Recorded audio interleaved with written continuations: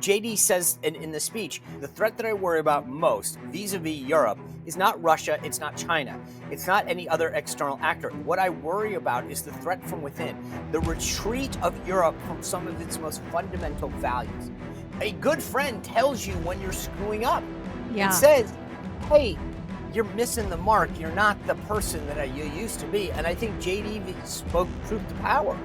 Well, he was honest, and apparently that's not well regarded by European leaders, especially Germany, right? Who that guy got up there and was like, it's unacceptable what JD said, even though everything he said was absolutely true, as we saw from several 60 Minutes clips that happened over the weekend from CBS, which showed that Germany actually is censoring to a level that is absolutely unthinkable. And it's where the left wants to take our country, and would have if we had Kamala as president.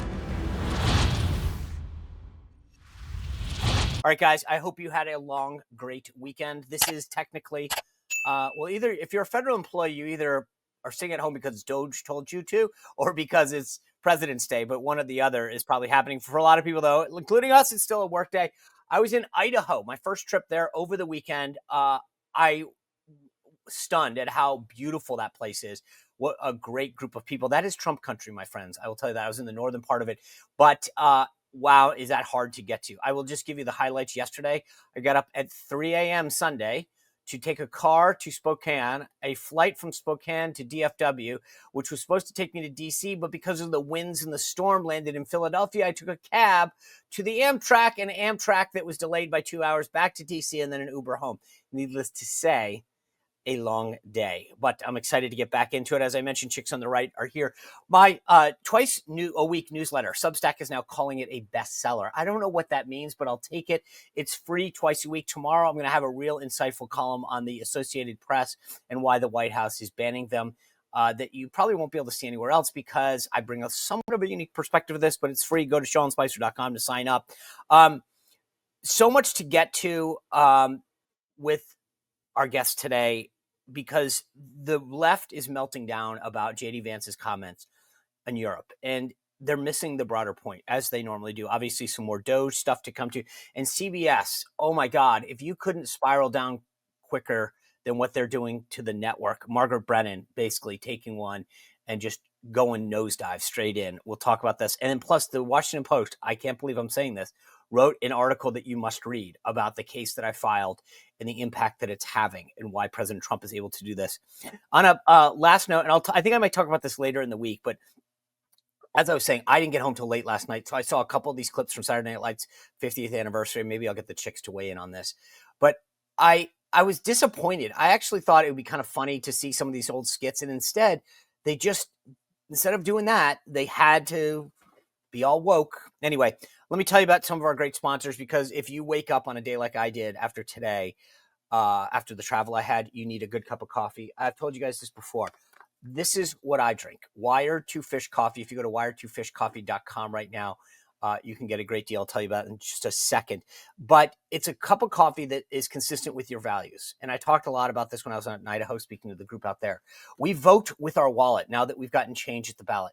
And the folks at Wired 2 Fish not only make a great cup of coffee with Arabica beans from Guatemala and a bunch of other amazing places. Every time I have people over, I serve it. They say, where'd you get this? Because I think it's like Dunkin' Donuts, which, sorry, that's my default, right? But Wired 2 Fish is winning me over because they give back 25% of their profits to faith-based initiatives, clean water initiatives. They love the environment. Obviously, the fish part, they're big into that. But here's the cool part. If you go to wired2fishcoffee.com right now, and it's the numeral 2, by the way, you can get the coffee and this. You will not get this anywhere else. This is a Wired 2 Fish Yeti, but it's got the Sean Spicer logo on the back. Now, as a lover of swag, I'm actually ordering the bundle. You can go on the shop thing. You'll see you get a bundle with the coffee and it. I love the medium roasted in case you care. So start your day with a beautiful cup of coffee that tastes great and is consistent with your values. Wired, the numeral 2fish.coffee. And right now you get that custom coffee. Use the code WeCare and you get 10% off. So I just ordered 2 cups and 2 things of coffee. Save me 10% on that. So go to wired2fishcoffee.com. All right. The last thing I want to tell you about, if you run a business, 5 employees, 5,000 employees, do what we do here at my company. Use the Ramp card as your expense management tool. It's like a regular Visa card, right? Like you normally would get, but they issue them virtually and physically, like you just saw. That card doesn't have any numbers on it. I'm not that stupid. That's what the left would do. They'd show you their credit card, not me. No way. But go to ramp.com. You can sign up in like 15 minutes, upload some of your financial information, your doc statements securely, and they will send you out the system. You start to save so much time and money because it eliminates all the busy work and the running around tracking down receipts. You can shift your focus. Instead of chasing around employees, you can set limits on them and tell them what they should do so that you can actually be getting them out there and doing sales and growing the company. It's effortless. There's some white glove onboarding, so they're there communicating with you. And for a limited time only, you get $250 in your pocket if you go to ramp.com and sign up. Do ramp.com/Spicer. No /Spicer, no 250. So ramp.com/Spicer. Cards are issued by Sutton Bank, members FDIC, terms and conditions apply. All right, let's get to the fun part. I want to bring back our, probably they're one of our top guests. I mean, I know you're supposed to love everyone best, but I love having the chicks on the right on. So let's bring back in Daisy, Amy Jo, and Mock Miriam. Good to see you both. Hello. So excited. Good to see you. I may say something later on this, but just did either of you guys watch the SNL 50 thing last night? Bits and pieces. I saw bits and pieces. Yeah. Enough to know that I'm obviously racist because I'm MAGA. So yeah. So right. That sounds like a British phrase, by the way. Yeah. Daisy. It's like, I watched some bits and pieces. So with her bottle of water. Yeah.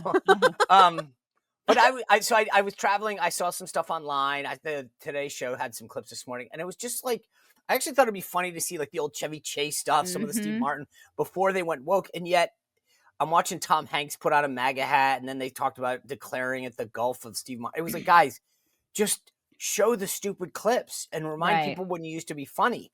You're so right. I know. Yeah. They didn't do that. The only thing that I thought had a little bit of a redeeming quality was there were a couple clips out there of all the music over the years, because I love music. And so the musical guests they've had have been amazing. But it does show you like the absolute decline over the past 50 years, because they went from being funny. I mean, because we're old enough to remember when they were funny, because you were talking about Chevy Chase. And I think Miriam said the other day, she was like, the last time they were funny is I watched them when they had Gilda Radner on. Yeah. It's like, but those were like, anyway, I don't want to dwell on this, but I wanted to get your take, because I thought to myself, okay, I haven't watched the whole thing, but what I did see doesn't make me want to go watch it. And I agree with you, Daisy. Like, I love the music because the liveness of it, and just watching them work. It's not as, anyway. And even that, I don't think I'm going to watch it, but I will. I'm going to try to piece some clips together. I think I have something else to say. I want to start though with this meltdown that the left is having. So JD Vance goes to, this is like a book. JD Vance goes to Munich. So he goes over there, and everybody on the left is freaking out, but he like held their feet to the fire. And there was this tweet that came out from a guy named Kurt Malberg, and he said this: JD Vance's Munich speech was pure fire. Elites haven't copped such a hiding since Ricky Gervais embarrassed Hollywood. I counted no less than 30 quotable quotes from Vance's speech. And the first one he starts is, the threat that I worry, this is Vance, the threat that I worry about most vis-a-vis Europe is not Russia, it's not China, it's not any other external actor. What I worry about is the threat from within, the retreat of Europe from some of its most fundamental values. And Mock, I'll start with you. I was like, some point, like everyone started to freak out about this. And I was like, sometimes if you're like, this is no way to treat your friend and your ally.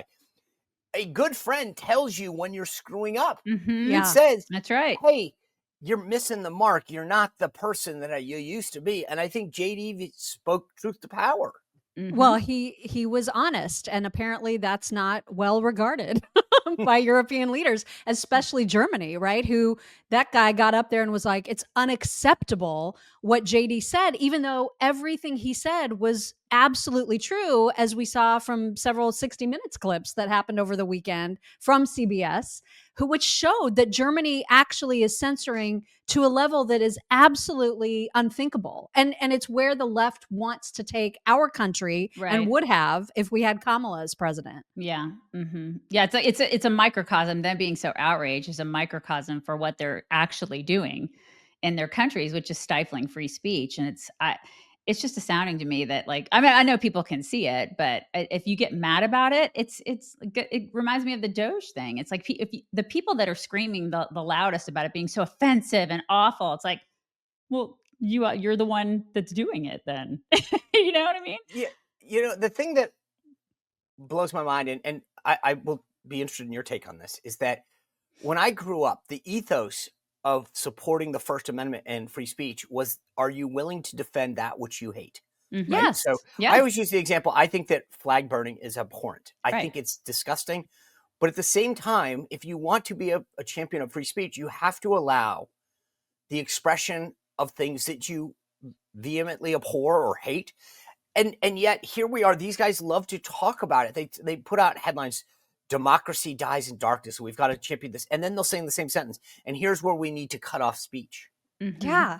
It's Right. amazing the hypocrisy that is on display, and even the way that 60 Minutes framed that entire segment about Germany police raids, because somebody posted like a racist cartoon and they go in like 12 people rush into somebody's house to arrest them. I mean, the way that they framed it was, well, I mean, there needs to be some boundaries. There need to be limits on free speech. And these people were posting hateful things. Well, so what? Yeah. And they But think they think social media is even worse. They Well, that's think the that thing. you saying it out loud is bad. Also, they want to squelch that, but they really want to squelch people on social media because it lives forever. It's bizarre. Well, there's this one quote in the thing, and they said, so they were asked in this on the 60 Minutes thing, if someone insults you, is that like actionable, like criminally? And they Mhm. said, yeah.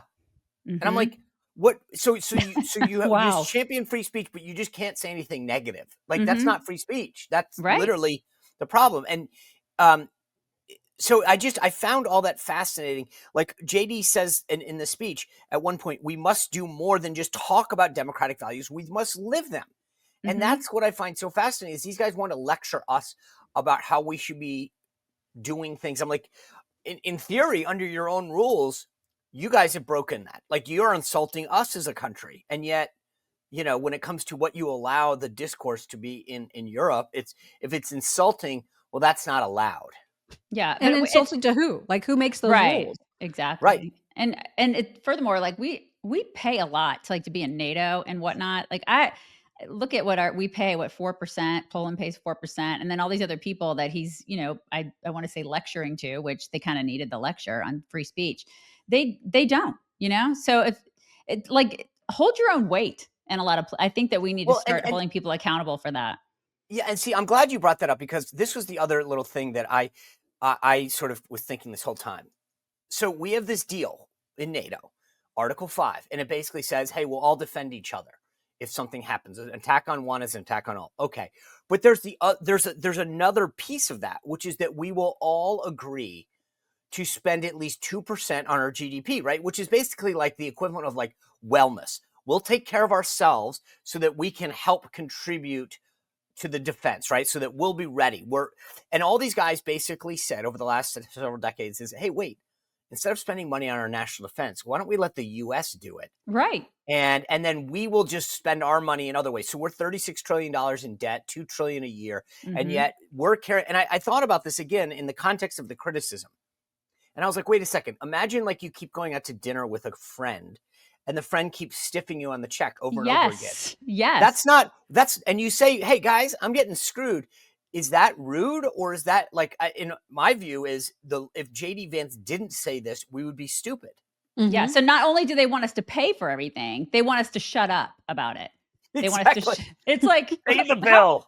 I know, pay the bill. And then also if you see something that I'm doing that's wrong, like the free speech thing, don't talk about it. Even though it's infuriating to me. I'm sick of being taken advantage of. I know I'm not the only American that feels that way, especially I feel like American taxpayers are waking up to a lot of this stuff. And it is really frustrating. It's infuriating.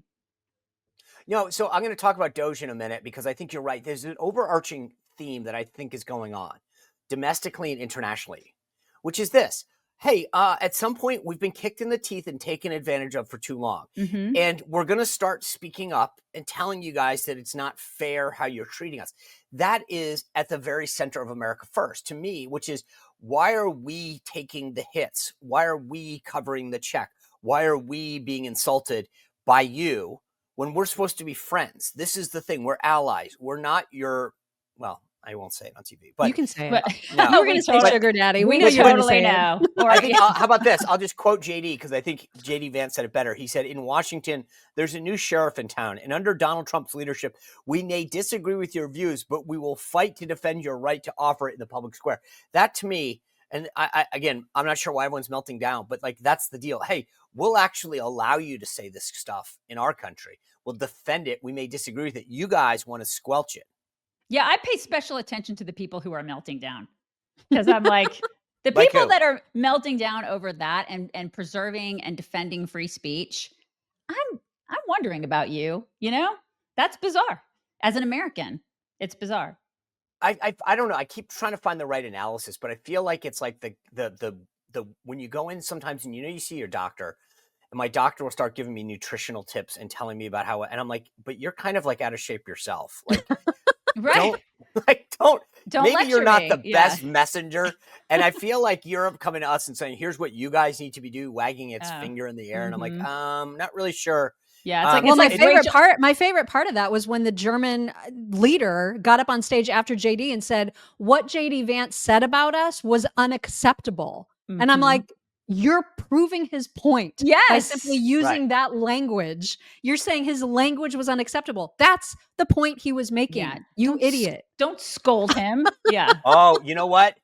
Maki said that if this thing, I think we broadcast all the way to Europe, we're going to get in trouble now. 'Cause you That's can't- all right. yeah, Hi, Germany. We get in Hi. trouble every day. Come and get me.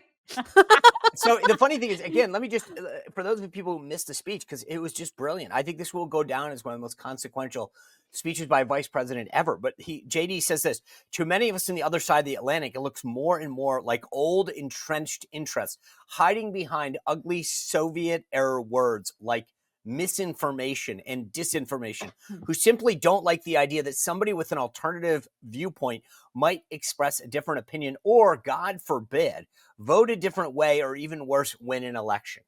I mean, just brilliant. And JD is such a glow up from other VPs that we've had. He's every person's VP. He is, he's the every guy. He's the every man. And what a refreshing, it's just so absolutely refreshing to me to have him in office saying the things and doing the things, because I've just never seen a VP like him ever. Imagine, look at Kamala from imagine her in that position. She'd just have her hands doing Insert this. tackle, fawning. insert tackle.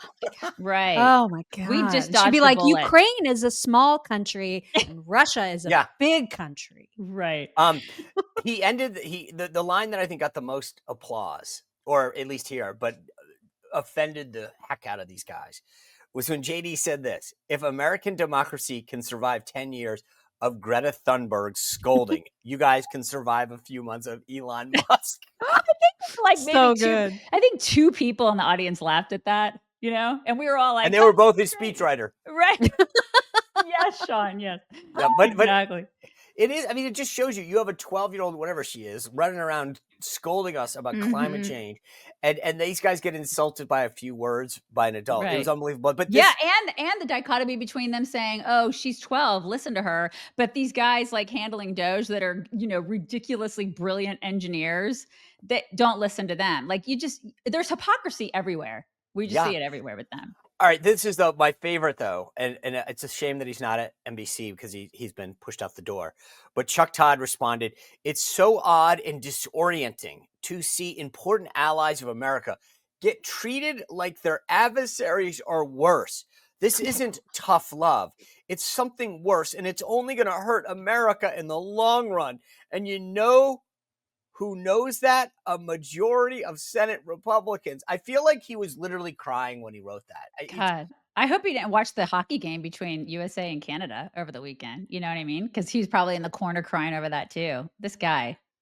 Unbelievable. All right. I do want to get to some media stuff that's actually pretty consequential, because there's a lot of stuff that actually happened that I think is important. Before I do that, though, I want to tell you about one of our the last sponsor of this show, because we're talking about hard work in a second. We're going to talk about some of the folks that are actually changing America.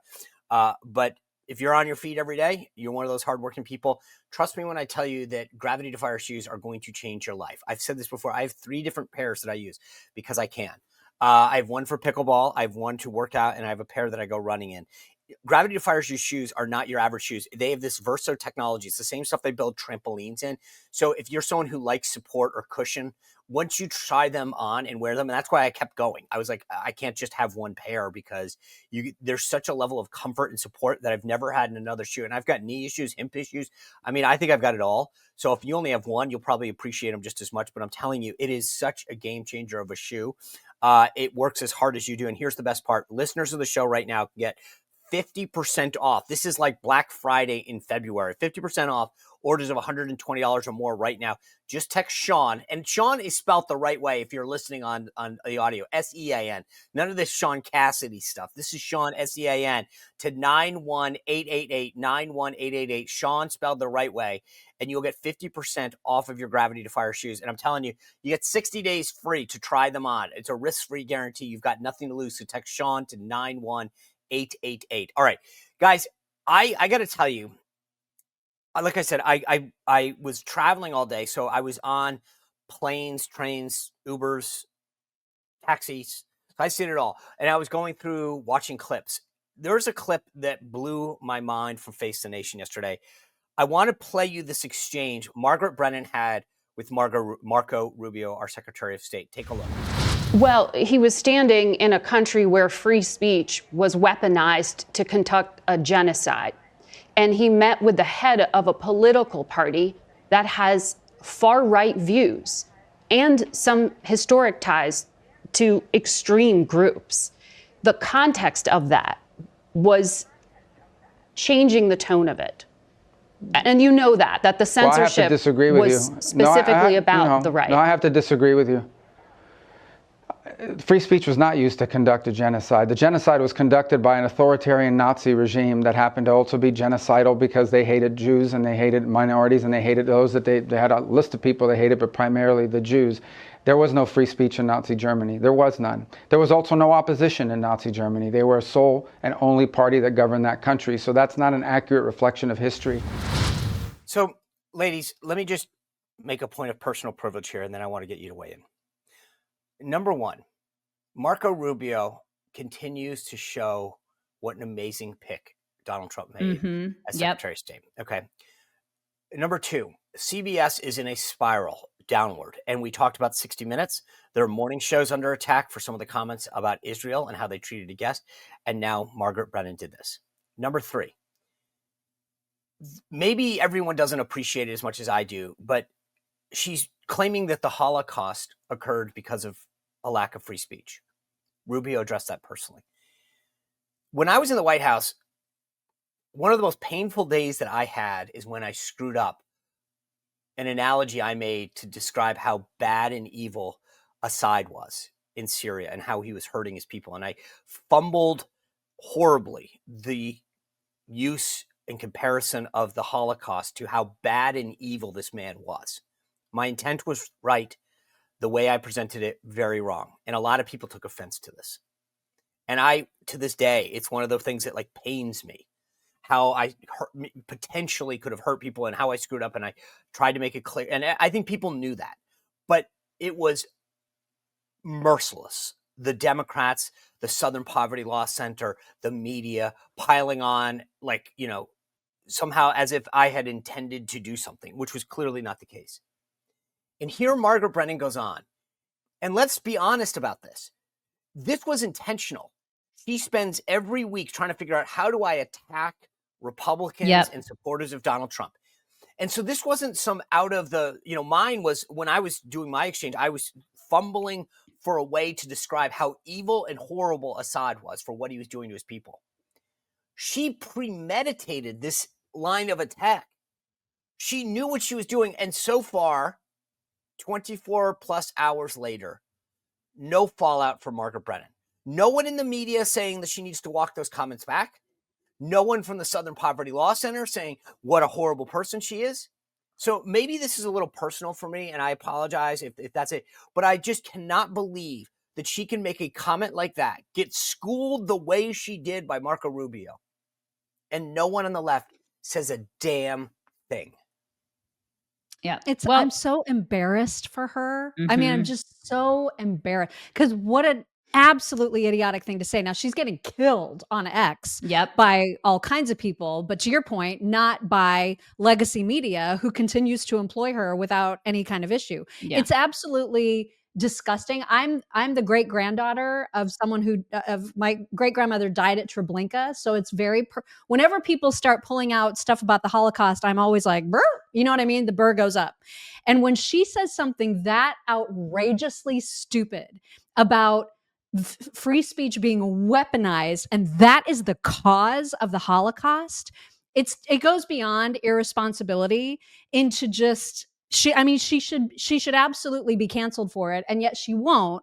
But that proves that the left has learned nothing about why they lost. And so on one hand, I kind of feel like I hope she continues to say this kind of crap, because it's why they will continue to lose elections.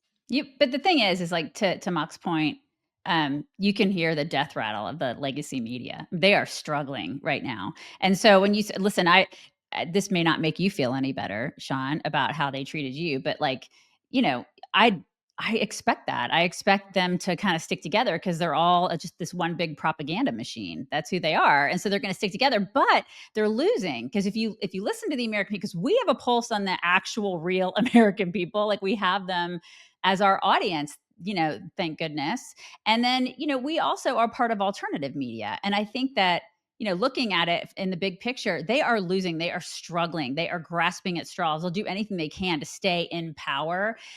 It ain't gonna happen. It's just not.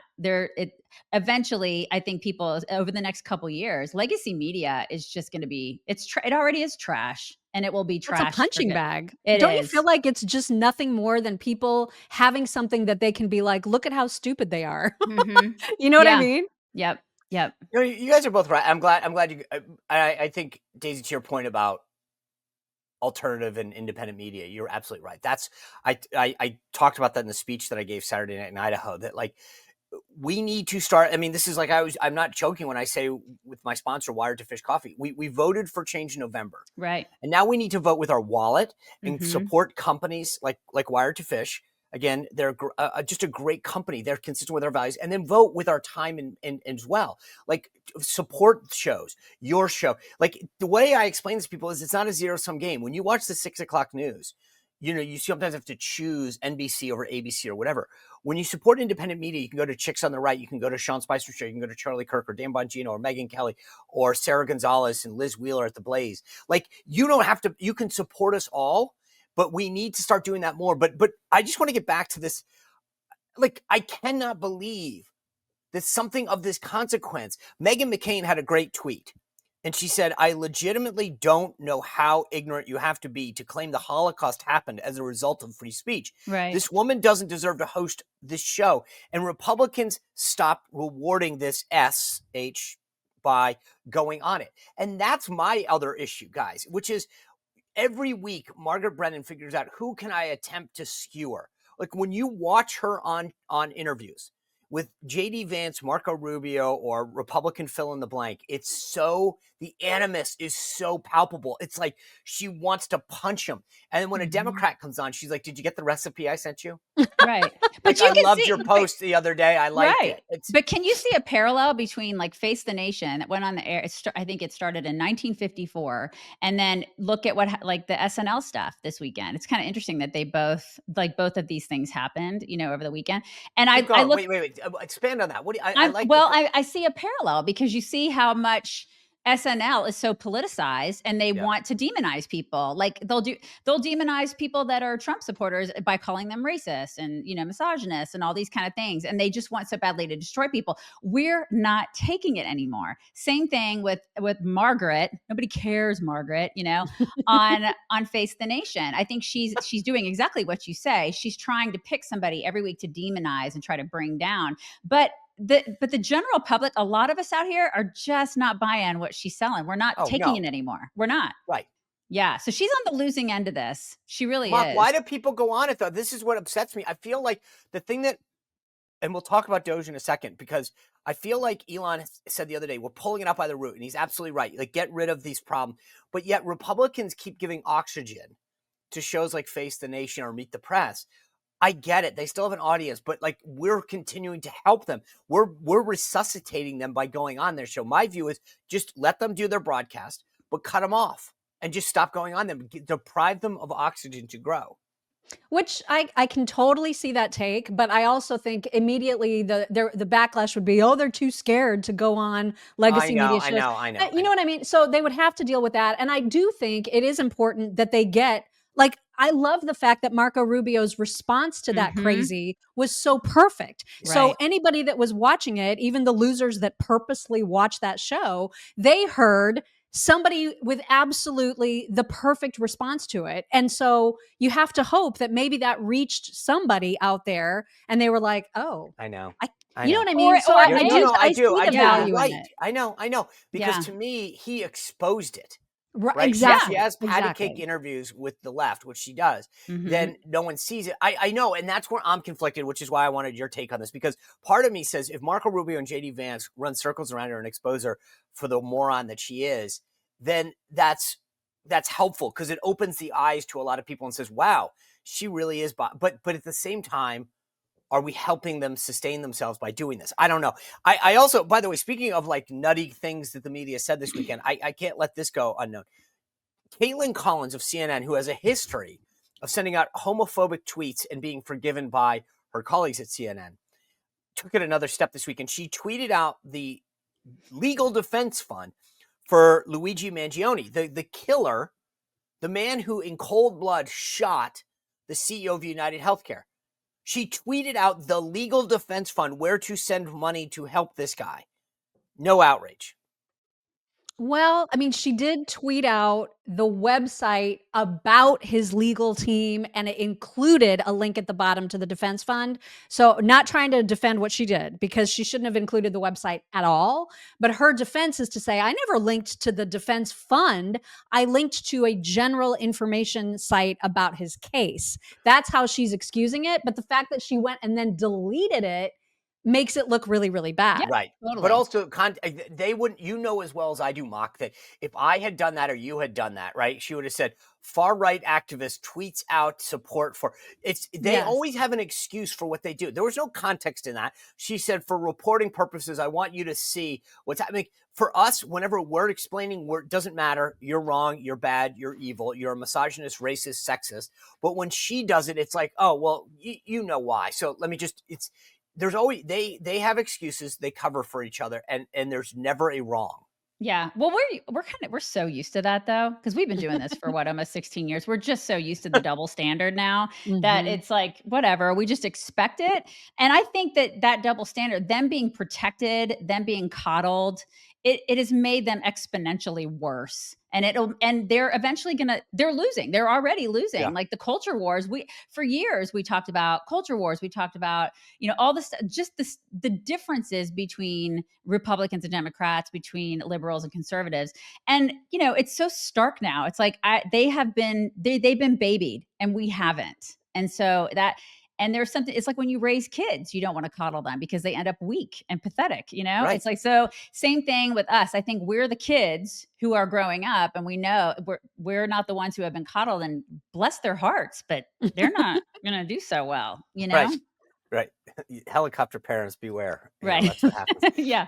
I promised we were going to switch to DOGE. I will. There was a clip that President Trump's response team at the White House put out over the weekend that I thought it was fabulous, because the left keeps going down like Elon Musk is doing all this bad stuff and Congress needs to do this. And so they reminded us that apparently President and Biden and Obama had some thoughts on cutting government waste too. Take a look at the clip.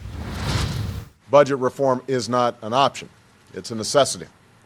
The American people are entitled to transparency. We can't sustain a system that bleeds billions of taxpayer dollars on programs that have outlived their usefulness or exist solely because of the power of politicians, lobbyists, or interest groups. They're entitled to be able to figure out where their dollars are going, and they're entitled to accountability to make sure that we're using the dollars for what we said it was for. We are going to go through our federal budget, as I promised during the campaign, page by page, line by line, eliminating those programs we don't need and insisting that those that we do need operate in a sensible, cost-effective way. What should be easy is getting rid of the pointless waste and stupid spending that doesn't benefit anybody. We hope to be instilling an entire new culture that not only our administration, but every succeeding administration will in fact pursue. No amount of waste is acceptable, not when it's your money. We all know that government can be inefficient. We all know that the bureaucracy can be bloated. There we go. So, I mean, it's just funny. First of all, it's actually funny to see Joe Biden at a stage in life when he can string a sentence together. Isn't it? I had forgotten that. Uh-huh. But it's funny how, like, when they did it, it was, now, first of all, they didn't do it. And that's part of the problem, is that they talked about it and didn't do it. Then it wasn't a big deal. And that's what I think is interesting. And there's a clip. I'll just show you this because it got put out. I retweeted it if anyone's interested on it. But there's a thing of Clinton Gore. 41 minutes. I will play like a few seconds just so you get a flavor of this. But like, here they are. Same thing. Remember Al Gore reinventing government? They were very close. Take a look at the clip here. The people demand and deserve an active government on their side. But they don't want a government that wastes money, a government that costs more and does less. They voted for change. They wanted a literal revolution in the way government operates. And now you and I must deliver. Yesterday, I announced the reorganization of the White House staff that will reduce our staff by 25% and cut costs by $10 million per year. Today, I have called you, the members of the cabinet, together to take the next step, to begin the overhaul of government as a whole. The steps we're taking today will save the American taxpayers $9 billion. They won't be easy, but they will make a difference. We have an obligation and an opportunity to change the way government works and to show that government can do more with less. All right. Look, the point is, when I think the irony is, of course, they never did it. But the irony is, look, DOGE put out a tweet this weekend about all of the stuff that they've been canceling. $10 million for Mozambique, $9.7 for UC Berkeley to develop a cohort of Cambodian youth with enterprise-driven skills. $2.3 million for strengthening independent voices in Cambodia. I'm sure that's some kind of DEI. Yeah. $32 million to the Prague Civil Center. $40 million for gender equality and women empowerment hub there, which I'm disappointed. I was looking forward to that. I'm sure that, but it's just amazing to me. Like, this isn't a conservative thing. These guys are all wigged out. Like, if I were a Democrat, I'd be saying, you know what? I appreciate President Trump doing that. I'm like, sometimes jump with us and then say, but pick a policy you don't like. The notion that these guys are so offended by the head of the government going through and saying, here's the inefficiencies. We all do it in our daily budget. When we've had to squeeze our wallets at difficult times, you go through and you say, hey, we've got too many subscriptions. My colleague on the morning meeting the other day, Dan Turrentine, said, hey, we went through the family budget. We realized we had 4 subscriptions to Netflix. Like, why is this? I can't believe that Democrats are dumb enough to be on the wrong side of this issue. Yeah, well, it's kind of like the saying, your actions speak so loudly, I cannot hear what you say. And that's Right. when I look at Obama and I look at Clinton saying that kind of stuff, I'm like, I don't think they ever meant it. Now they're all these people on the left are freaking out because Trump is doing what those people were incapable of doing. And I think that pisses them off even more, is they know that he is capable and he can do it. He's going to do it. And he has a mandate from the American people. That's why we voted him in. I wanted him to do it the last term and he didn't get a chance to do it, So it's like he's finally doing all the things that he promised he would do. And man, I am ready to just tear the deep state down, like tear it all down. So well, and you might know this more because you were in DC. I mean, you were an insider, Sean, but that's not nice. That's not nice. I'm not saying that in a mean way, but I'm just saying, I feel like there's long been sort of this uniparty that had this silent agreement that yes, it sounds great to voters to say we're going to be more accountable and have all this transparency and cut spending. It sounds great. We're all going to get on board. But the difference here is that Elon and Trump are doing it, and that is shaking up both sides of the aisle. The Republicans are they're more afraid of criticizing, right? Because they want to stay stay on Trump's good side. But everybody is in sort of this panic mode right now where they're like, holy crap, things are actually happening that we've long talked about, but never meant we were going to do. And now they're doing it. And then you have people like Maxine Waters, who are like, we don't know what they have on us. I mean, we know when people protest this much to a freaking audit, like, look at those people. We're all looking at those people. You don't need to look there. You don't need to look there. There's nothing there. We're fine. Right. And this is the thing. When you protest it, like, you need to look at those people who are screaming the loudest about, we don't want this, and he's stealing your information. Elon is not stealing anybody's information. No, he's in the government. Right. He's the richest man in the world. And like I said the other day on our show, I was like, what's he going to do? Like go, like steal your identity, go into a Best Buy and buy an iPhone? I mean, it's the dumbest logic. And when they say these people weren't elected, we could give you a list. We could give you scrolls and scrolls of people that we've not elected. Right. The White House chief of staff wasn't elected. The chief of staff to every congressman wasn't elected. That's why we elect people then to hire people to execute. That's the dumbest argument I've ever heard. It is, but they're using it. But also, like, why are you? I think that this goes back to the point that Mock is saying that, like, they're like, oh crap, I know that I added to this, and I'm afraid that you're going to call me out. Like, you don't look there, and that's the issue. But this to me is like, look, you saw the Clinton clips. There were some gore ones in that clip. If people want to, it's 41 minutes long of them saying all that, and then the Obama and the Biden. I think of this like, and you guys tell me if I'm wrong, because I just thought of my own personal analogy. Like, my mom would come in and was like, kid, clean your room, clean your room. I said, clean your room. And then at some point she'd go, if you don't clean it, I'm just going to throw everything out. And I was like, okay, now I got to get together. And I feel like that's where we are in this country. You guys have abused it. We've said we were going to clean up government. We said we were going to clean up government. And then finally Elon's like, look, I'm just going to throw it all out then. And we'll figure it out, because this is like, that's where we are. And isn't it crazy to see people on the left defending the people who have stolen from them and abused them for years? It's total Stockholm syndrome. Like, what is wrong with you? Do you guys, have you met one person, in your lives, because you guys both live in separate places, that don't agree with this attempt to go through government? One? No regrets. No, I don't know a single person. And yet they'll say, oh, do you regret your vote yet? What are you talking about? Well, no, this is exactly what we voted for. Yeah, exactly. Yeah, I'm like, hey, keep going. I said that we did the speech. Like I said, I did the speech in Idaho to a Republican group, and I stopped halfway through and I said, can we just applaud Elon Musk? Because if he wasn't, because in all seriousness, everyone wants to hate on the guy. But the reality is that if it wasn't, and I mean this like as an extension of President Trump, because President Trump empowered him to do it, as he does in so many other areas with people that he points, is he said, go for it, Elon. You know how to do this. Go for it. If it wasn't President Trump and Elon Musk doing this, we would be still spending, $14 million for improving public procurement in Serbia and $486 million to the consortium for elections and political process strengthening.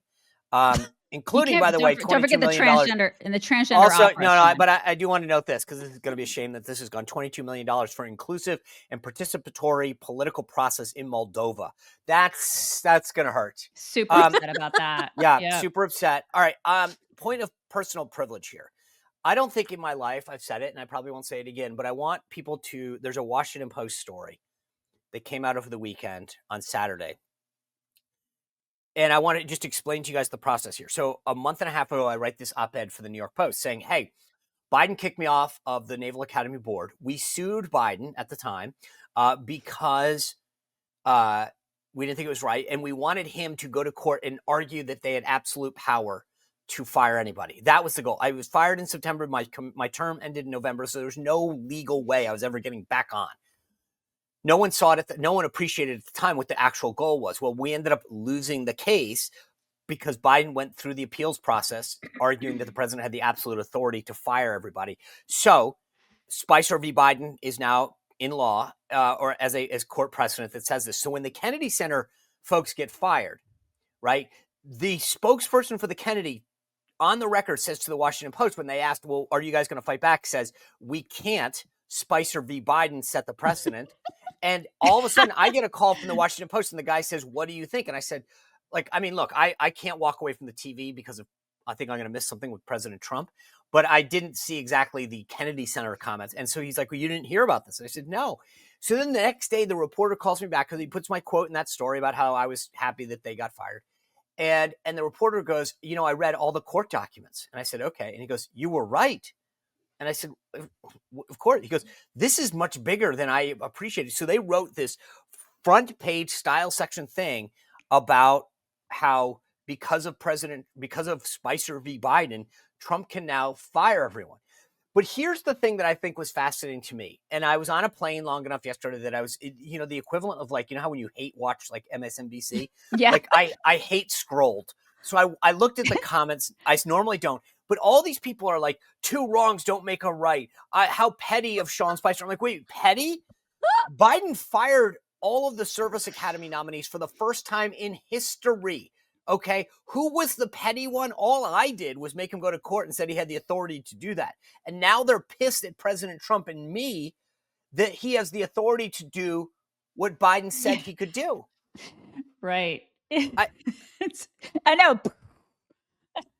Yeah, but this is the thing about the left. They're mad at me because Biden fired me and I was supposed to just roll over.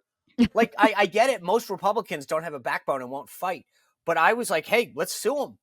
And I'm the bad guy in this? I'm sorry. I don't get that. It's a great story, especially if from the outset you were like, I'm going to sue him because I know I will lose. Right. Like, that's well, I amazing. I'll be fair enough to the folks at America First Legal. They came up with the strategy. They just, you know, they needed me to be the patsy on this. But you want to know the best part of the story, just to show you how like kind of interesting like life can be. When I wrote the op-ed for the New York Post, rather, the editor came back to me and I'd written that he fired everyone. And Biden went on to fire all these other people. And she said, can you give us some other examples of boards and commissions? So I had a list of them and I'm reading them off to her about random boards and commissions that do this and that for the government. And I said, the Kennedy Center and like 2 others. And she's like, I love those. The people can identify with those. So that's what randomly brought this into the medium, is that op-ed allowed the discussion to occur. It's just funny how sometimes life does work. Yes. And you know, there is a bit of sweet revenge right now going, you know what? Say what you will, but had Biden not been petty in the first place, none of this would have happened. Exactly. I love it too. Yeah. It's amazing. Guys, I always appreciate you coming on. There's such a great conversation that I have. I love watching your material, your show every morning. And then obviously like the clips that you guys put out make me laugh and bring a smile to my face. So thank you for that. Obviously joining us. Guys, as I mentioned, twice a week, I put out my newsletter, SeanSpicer.com. It is free. I always love a good VIP member. So please go and sign up, SeanSpicer.com. We've got a great week headed your way in terms of the guest, breaking down everything going on in the Trump administration and helping you keep up to speed on it. Thanks for tuning in and kicking off your Monday with us. Happy President's Day. We'll see you back here tomorrow. Well, if you enjoyed this content, make sure to like this video, subscribe, and click the notification bell to get more.